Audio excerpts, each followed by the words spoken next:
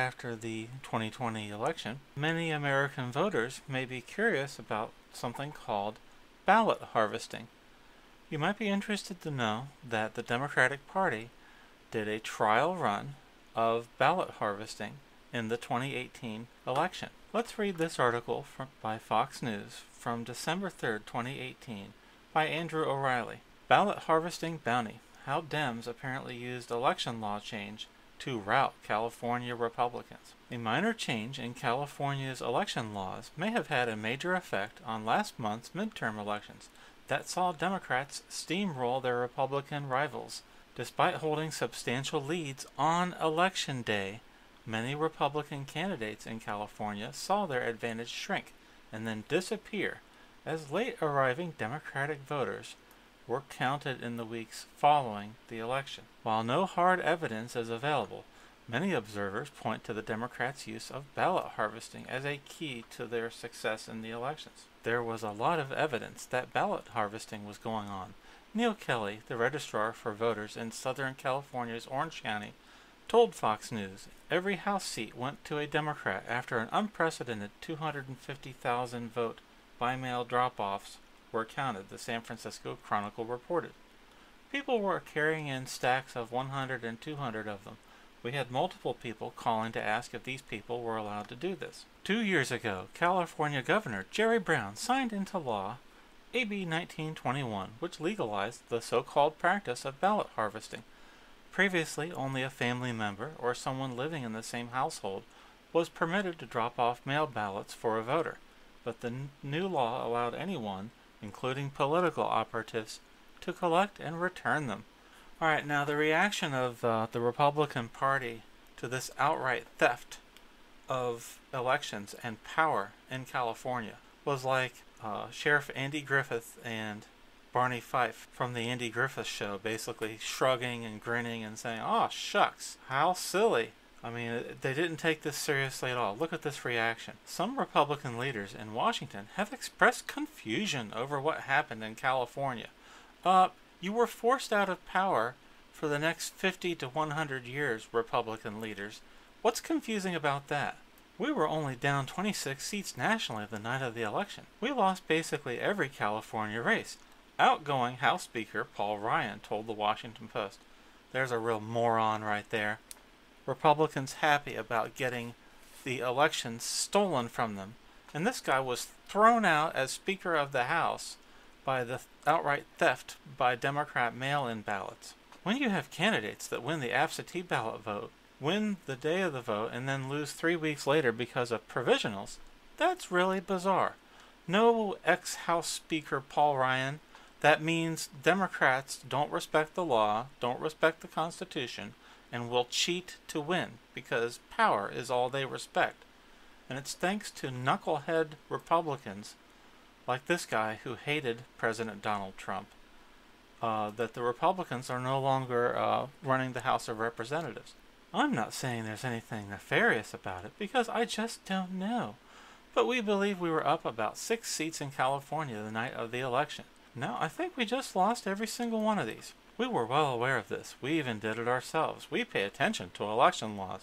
None of these Republican leaders will actually come out and say they had the election stolen from them by the Democrats. And so they're blaming other factors. Heightened enthusiasm. And the Democrats, of course, agree with their genteel Republican colleagues. We beat Republicans on the ground fair and square. In one anecdote, Democratic volunteers in Orange County visited a home 4 times to speak with the owner's 18-year-old daughter, who expressed no voting preference, to see if she wanted them to pick up her ballot for her. So, think about this.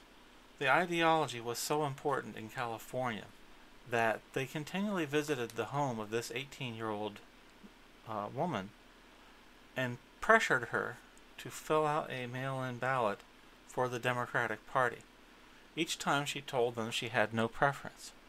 But that wasn't good enough for Democrats because free speech, free opinions, none of that matters. Only power matters to the Democratic Party.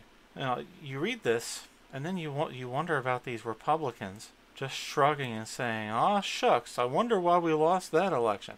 Well, you're playing wiffle ball, and the Democrats are playing hardball. Republicans admitted they were at least a little bit impressed by how the Democrats pulled off their near sweep of the House in California.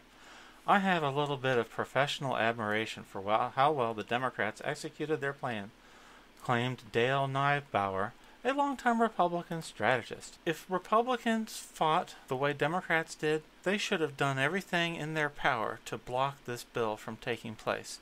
They should have occupied the courthouse where the judge was ruling on its legality.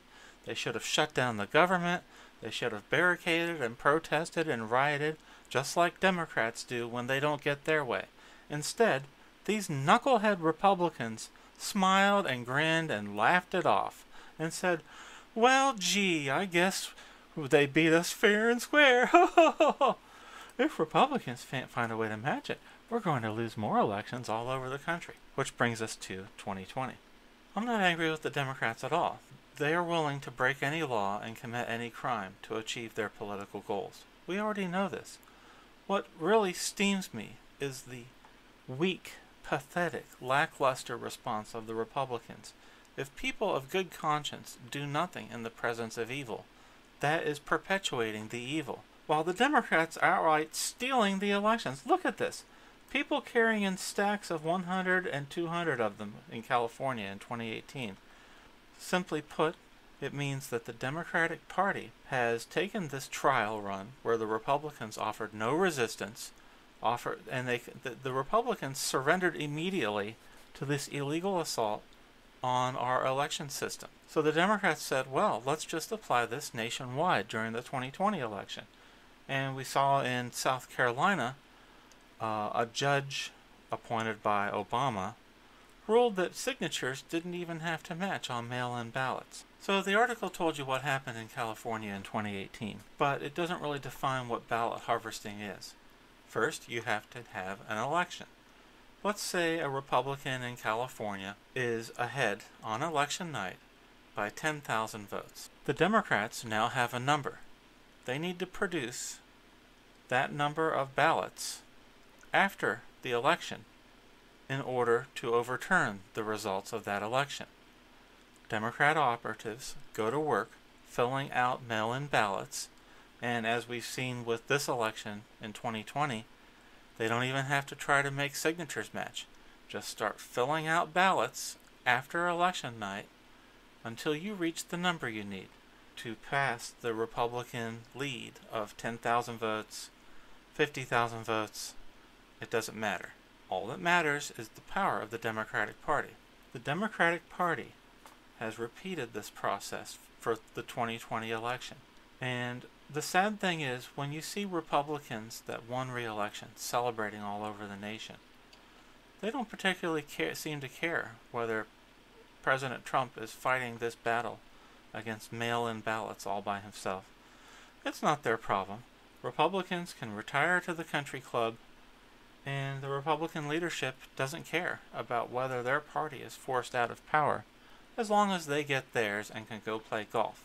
Democrats can do anything they want in this country. They can break any law and commit any crime, as long as the Republican leadership has a go-along to get-along attitude. And it all started with this minor change in California. Democrats saw that Republicans were weak and would put up no resistance to this outright violation of 200 years of election tradition in our country. There doesn't seem to be anyone fighting for the voters of this country to have their voices heard. As long as you can line up enough Democrat judges to agree with what is best for the Democratic Party, anything they say goes. Welcome to one-party rule, America.